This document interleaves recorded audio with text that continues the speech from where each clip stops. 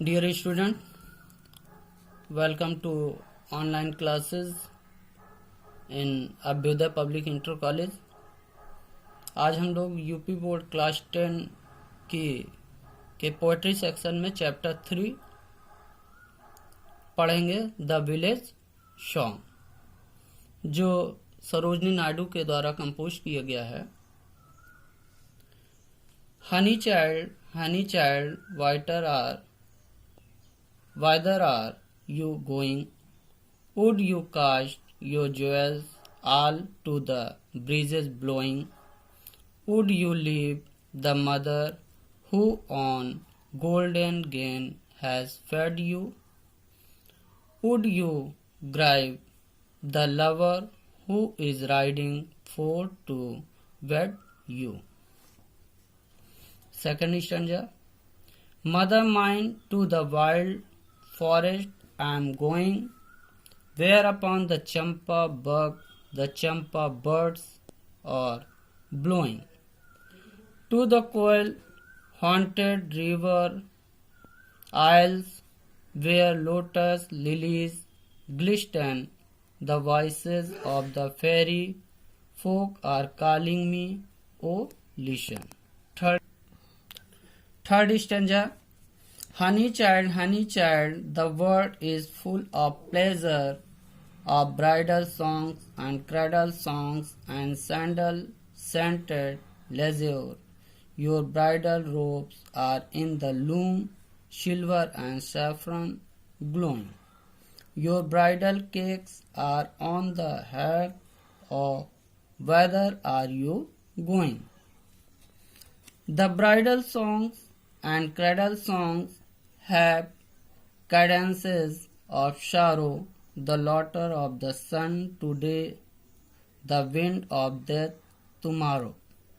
For sweeter sound the forest notes where forest streams are falling. O mother mine, I cannot stay, the fairy folk are calling.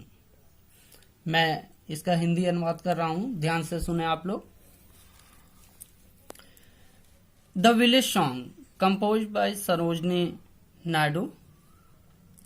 पूरी कविता में एक माँ अपनी बच्ची को समझाती है, क्योंकि वह बच्ची शादी नहीं करना चाहती और अपना जीवन आजादी से बिताना चाहती है। वह शादी से इनकार करती है और माँ उसे समझाती है। Honey child, whither are you going? Whither means where. माँ अपनी बच्ची से कहती है कि प्यारी बच्ची, तुम कहाँ जा रही हो? Would you cast your jewels all to the breezes blowing? क्या तुम अपने सारे गहने हवा में फेंक दोगी? Would you leave the mother who on golden gain has fed you? क्या तुम उस माँ को छोड़ दोगी जिसने तुम्हें सोने के अनाज खिलाकर पाला है? Would you grieve the lover who is riding for to wed you? क्या तुम अपने प्रेमी को निराश करोगी जो तुमसे शादी करने के लिए घोड़े से आ रहा है? सेकंड स्टैंजा में बच्ची अपनी माँ से कहती है, mother mine, to the wild forest I am going.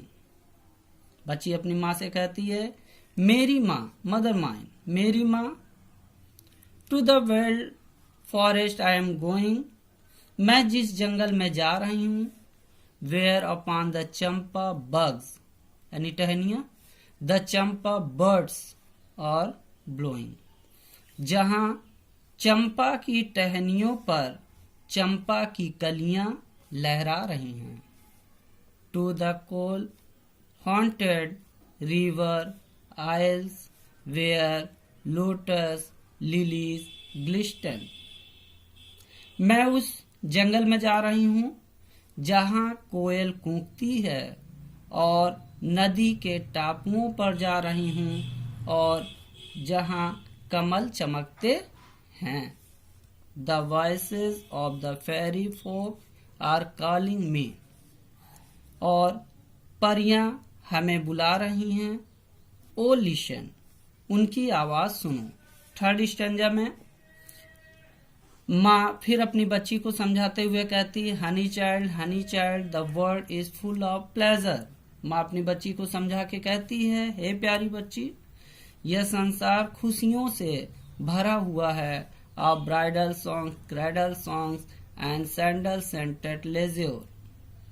प्यारी बच्ची, यह संसार खुशियों से भरा हुआ है। दुल्हन के गीतों, पालने के गीतों और चंदन की सुगंधित फुर्सत से भरा हुआ है। Your bridal robes are in the loom. तुम्हारे दुल्हन के कपड़े बन रहे हैं। सिल्वर एंड सैफरन ग्लोइंग, जो चांदी और केसरिया रंग जिनमें चमक रहा है। Your bridal cakes are on the hearth, माने भट्टी पर। तुम्हारे दुल्हन का केक भट्टी पर है। O where are you going, ये वेदर है where. O where are you going, और तुम कहाँ जा रही हो। फोर्थ स्टैंजा में बच्ची अपनी माँ से कहती है, the bridal songs and cradle songs have cadences of sorrow. बच्ची अपनी माँ से कहती है कि दुल्हन के गीत और पालने के गीतों में दुख का आलाप है। कंडेंसेस ऑफ सारो, दुख का आलाप है। The laughter of the sun today, the wind of that tomorrow. कहती है, आज की खुशी कल की मौत है। For sweeter sound the forest notes where forest streams are falling. क्योंकि जंगल में जंगल की मीठी आवाज और जल धाराएं मुझे बुला रही हैं। O mother mine, I can not stay, the fairy folk are calling. हे मेरी माँ, मैं रुक नहीं सकती क्योंकि परियां मुझे बुला रही हैं। अब सेंट्रल आइडिया पोएम की। Central idea of the poem, the village song composed by Sarojini Naidu. The theme of the poem is a comparison between the world of human beings that abounds in material pleasures and the world of nature that is contrary to it. The mother represents the material world. She recounts some of the features of this human's material world, like jewelry, marriage, bridal songs, cradle songs, and sandal-scented leisure. It implies marriage, birth of children, and honeymoon. The daughter represents the world of nature, the blossoming of champa, the island in the river resounding with cuckoos cooing, gurgling of streams attract her. She knows that laughter and all the songs will end in sorrows. इसका हिंदी में अनुवाद देख लें। The theme of the poem is a comparison between the world of human beings that abounds in material pleasures and the world of nature that is contrary to it. कविता का विषय मनुष्य के उस संसार के बीच तुलना है जो भौतिक सुखों में व्याप्त है और प्रकृति की दुनिया जो इसके विपरीत है। The mother represents the material world. माँ भौतिक दुनिया का प्रतिनिधित्व करती है। She recounts some of the features of this humans material world. वह इस मानव भौतिक दुनिया की कुछ विशेषताओं को याद करती, like jewellery, marriage, bridal song, cradle songs and sandal scented leisure. जैसे जेवरात, आभूषण,